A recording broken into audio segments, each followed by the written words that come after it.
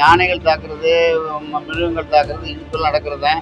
அதுபடி நிவாரணம் கொடுக்குறோம். அரசாங்கம் வந்து உடனுக்குடன் நடவடிக்கை எடுத்துக்கிறோமாங்கிறது தான் முக்கியம். எவ்வளோ அலட்சியமா பதில் சொல்றாரு பாத்தீங்களா? இவரெல்லாம் ஒரு அமைச்சர். 4 வயசு குழந்தையோட உயிரே போச்சு. எப்படி இப்படி மனுசாட்சியே இல்லாம பேசுறாரு? காம்பன்சேஷன் கொடுக்குறான். காம்பன்சேஷன் கொடுக்கு அன்றாட நடவடிக்கை எடுத்து ஒன்றும் பண்ண முடியாது சொல்லலை. நடவடிக்கை எடுக்கிறான். சிறுத்தை நடமாட்டத்தை தடுக்க திராணி இல்லாம நிவாரணம் கொடுக்கிறோம்னு சொல்றாரு. இதோ இவங்க வீட்டு காசையோ கட்சி காசையோ கொடுக்கிற மாதிரி பேசுறாரு. நீங்களோ இல்ல உங்க முதலமைச்சரோ அங்க போனாலும் இப்படிதான் சிறுத்தை கடிக்குமா அமைச்சரே?